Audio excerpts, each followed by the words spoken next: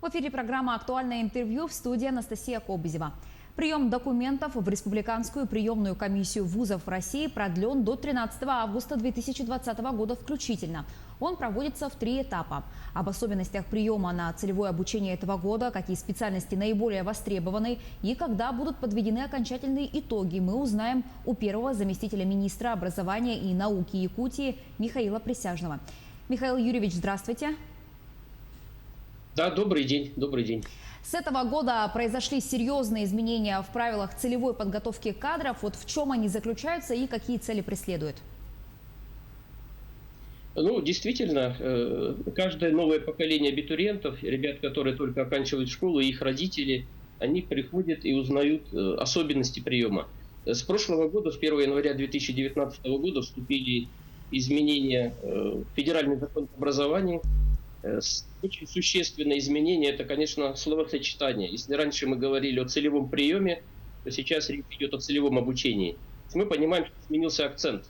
Акцент факта самого поступления абитуриента в образовательную организацию сменяется на процесс обучения. Ну и ряд в связи с этим серьезных изменений. Каких? Это то, что сам договор о целевом обучении можно заключить для обучения лиц на уровне высшего образования и среднего профессионального образования. Это то, что договор может быть заключен не только с абитуриентом, то есть не только на стадии поступления, но и в период обучения, когда человек обучается по определенной соответствующей образовательной программе. Изменился, конечно, и круг лиц, с которыми обучающийся может заключить соответствующий целевой договор. Если раньше это были федеральные, региональные, муниципальные органы власти, предприятия и организации, в которых есть доля государства, то сейчас эта позиция расширена. Да, все названные мной субъекты заключения договора, они остаются, но к ним добавляется также заказчиками целевого обучения могут выступить любые юридические лица и индивидуальные предприниматели. Только всегда вот в таких случаях я напоминаю, когда речь идет все-таки о поступлении на целевой основе, то речь идет о конкурсности. Все равно и конкурс. Еще, конечно, очень важно в части заказчика. То есть да, расширено количество заказчиков, но и изменены их обязательства. То есть оказание социальной поддержки становится теперь обязательством заказчика целевого обучения. Здесь разные формы могут быть, и организация практики, и какие-то дополнительные стипендии в период обучения. Вот сейчас имеем дело от уровня предприятий, организаций. Обязательство устройства, по сути, оформлено то, что на практике существовало. То есть человек должен работать, тот, который заключил целевой договор. Ну и срок также не менее 3 лет. Это обязательств, которые должен исполнить обучающийся. А как работает приемная комиссия в условиях пандемии? Ну, вообще все вузы страны, они перешли на прием документов в удаленном режиме, созданы кабинеты абитуриентов, то есть каждый заходит, независимо от того, где он находится в данный момент, регистрируется, оформляет заявление.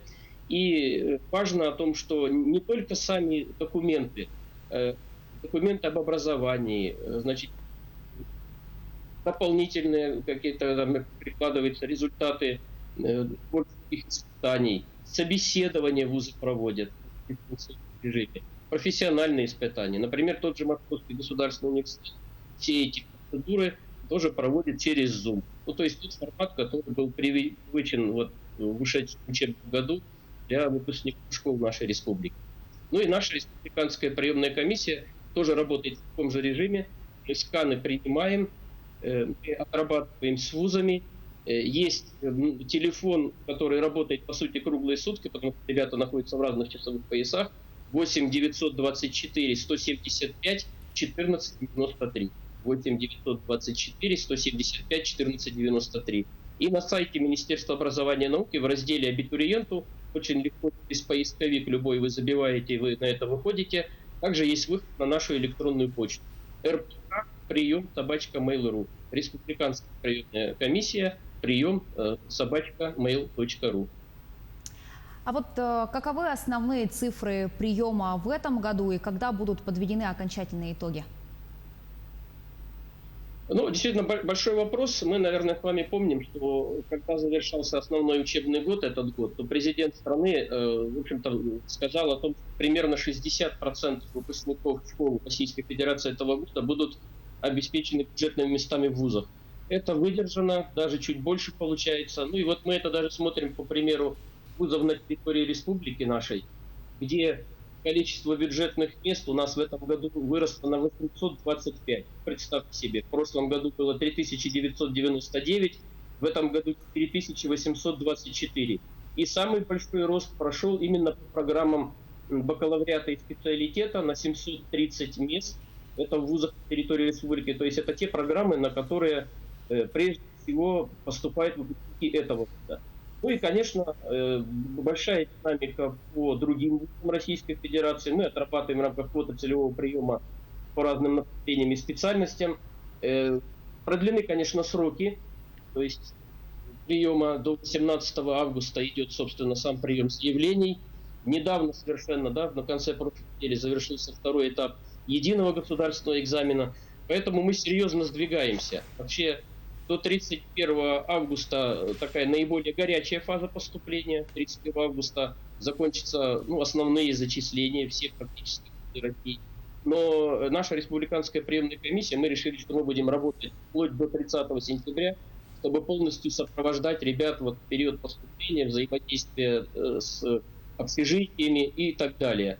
Ну и вот сегодня очень радостная, например, новость, которая тоже может нам характеризовать, до какого числа мы с вами будем работать, и когда будут подведены итоги. Мы получили письмо от проректора театрального института имени Бориса Щукина при академическом театре Вахтангова, который пишет, как это и положено представителю вуза культуры, в адрес директора Русского драматического театра имени Пушкина. С радостью сообщаем вам, что по итогам проведенного конкурса среди лиц, поступающих на места в рамках квоты целевого приема за счет средств государственного бюджета, федерального бюджета Российской Федерации, 22 августа в театральном институте имени Щукина будет произведено зачисление ребят, которые прошли испытания, ребят из Республики Саха-Якутия. То есть вот эта дата конечная, когда происходит заседание приемной комиссии, она установлена правилами приема каждого вуза в отдельности. Очень важно отмечаю о том, что зачисление, и всегда так было, и в этом году также, происходит по правилам вуза. Республиканская приемная комиссия республики, мы оказываем содействие, мы помогаем, мы направляем документы, мы узнаем интересующие нас вопросы, но зачисление проходит по правилам приема того или иного вуза. Михаил Юрьевич, расскажите подробнее об отраслевых проектах.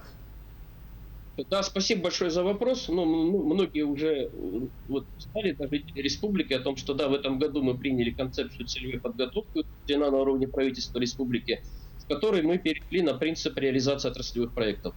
Что это обозначает? Это обозначает, что при взаимодействии с работодателями, с заказчиками, с определенным отраслевым министерством либо ведомством, мы планируем подготовку кадров для определенной отрасли. В этом году 9 отраслевых проектов, они у нас пионерные, по ним мы отрабатываем. Например, я бы обратил внимание наших слушателей, телезрителей на кадровый потенциал транспорта. Это 3 блока. Это Жатайская судоверфь, это крылья Якутии, это подготовка для авиации, прежде всего для малой авиации, для полярных авиалиний республики. И это у нас, с вами железные дороги Якутии. Также есть очень интересный проект, который называется «Креативная интенсивность». Он нами разработан совместно с корпорацией развития Якутии, который тоже направлен на подготовку кадров, способных развивать креативные отрасли. И есть и другие проекты. Названные 2 проекта, и еще проект с подготовки кадров для управления гидрометеослужбы республики, я обратил внимание прежде всего абитуриентов и родителей на них. Потому что по многим во многие вузы на многие специальности по этим 3 проектам мы впервые производим набор наших абитуриентов. Посмотрите, пожалуйста, обратите на них внимание. А с какими вузами сотрудничаете по целевой подготовке специалистов для нашего региона? Наш регион, конечно, многоотраслевой. То есть у нас, если говорить о партнерстве, то 129 вузов Российской Федерации в 32 городах страны. Это наши партнеры. Конечно, партнерство вы, наверное, можете увидеть. Мы в мае, в июне и частично в июле месяце, то есть практически Это получается 7 недель мы организовали встречи в формате ВКС, видеоконференц-связи с ведущими вузами Российской Федерации. Это было более 20 встреч, 50 ведущих вузов страны, где мы в формате часа абитуриента и проведения консультаций по предметам «Эффективное лето абитуриента» общались с нашими ребятами. Все это находится в записи. Приняли участие все руководители вузов, ответственные секретари комиссии, ректоры, проректоры. И поэтому, конечно, можем говорить о том, что это наша партнерская сеть. Это вузы самого разного профиля. Вузы медицинского профиля, вузы сферы культуры, технические вузы, которые находятся в разных регионах страны, вузы гуманитарного профиля, педагогические. В общем-то, мы ведем подготовку по всем этим специальностям. Михаил Юрьевич, а вот практики каких вузов вы можете назвать эффективными в подготовке кадров по целевому обучению? Да, ну здесь мне уже, конечно, придется назвать конкретные вузы, названия. Действительно, каждый вуз уникален. Я все время говорю, как человек, который всю жизнь работает в сфере образования, о том, что все-таки каждый вуз – это как отдельная планета. И многие из них имеют очень интересную практику сотрудничества подготовки кадров. Я бы сегодня назвал следующее. Дальневосточный государственный университет путей сообщения, который работает как раз под кадровое обеспечение компании «Железные дороги Якутии». Что у них хорошего? Наряду с получением основной специальности высшего образования, там ребята получают также рабочие профессии специальности. И плюс организованная производственная практика уже в местах деятельности самой компании. Мне кажется, это очень успешная практика. Аналогично я могу отозваться и, например, о Иркутском национальном исследовательском техническом университете. Тоже очень много ребят обучается. Кстати, большинство обучается, поступают самостоятельно на бюджетные места, обучаются, поступают на самостоятельной основе. Мы тоже с ними контактируем, потому что здесь практика организована на обширной территории, где у нас действует нефтегазодобывающая промышленность нашей республики. Ну и еще я, конечно, не могу не назвать хорошую практику целевой подготовки, сотрудничества с вузами, которые работают на территории республики. Это и Северо-Восточный федеральный университет, и АГАТУ, агротехнологический университет, и АГИКИ, и Чурапчинский институт физической культуры и спорта, и Якутский институт водного транспорта. Какая поддержка оказывается из бюджета республики обучающимися по программе целевой подготовки? Ну, самой главной помощью мы считаем то, что республика должна давать стабильные, хорошие знания, когда ребята обучаются в школе, чтобы у них была возможность поступать. Потом, конечно, мы оказываем очень большую профориентационную помощь и выстраиваем взаимодействие с вузами, с так называемыми университетскими образовательными округами, куда включаются отдельные наши школы, отдельные муниципалитеты. Если говорить о материальной помощи, то те ребята, которые поступают в рамках плана приема и, как вот мы уже выше с вами сказали, в рамках теперь с этого года отраслевых проектов, они получают проезд один раз в год от места проживания до места учебы и обратно, компенсация расходов за проживание в общежитии, что мы договариваемся, чтобы и выбираем, кстати говоря, вузы-партнеры. Вот один из критериев выбора – это создание условий для наших ребят. И доплата к части стипендии, и небольшая материальная помощь. А как оценивается эффективность программы целевой подготовки студентов по показателям трудоустройства?